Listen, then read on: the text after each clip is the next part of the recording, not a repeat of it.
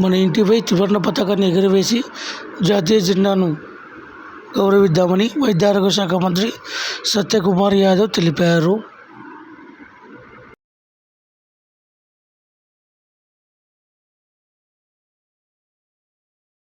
దగ్గర బాంబు దాడులు జరిగితే కొన్ని వందల మంది చనిపోయారు. ఉగ్రవాద దాడులు ఎప్పుడు జరుగుతూ ఉన్నాయి.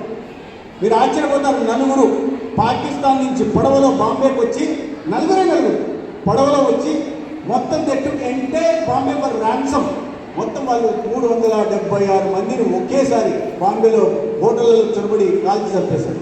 ఈ కసబ్ అని ఇప్పుడు సోదరుడు చెప్తున్నాడు. ఆ రోజు దొరికిన వాడే కసబ్. ఆ చంపిన వాళ్ళలో పాకిస్తాన్ నుంచి ఉన్నదే కసబ్. ఈ రకంగా ఉగ్రవాదాన్ని మన దేశంలో ప్రోత్సహించేవాళ్ళు. ఇవాళ పరిస్థితులు మారిపోయాయి. మీరు గతంలో మీ పెద్దవాళ్ళు, మీ అమ్మ నాన్న, మీ తాత వాళ్ళని అడగండి, అవ్వ తాతని. దేశంలో పేపర్ తీస్తే ఇక్కడ ఉగ్రవాద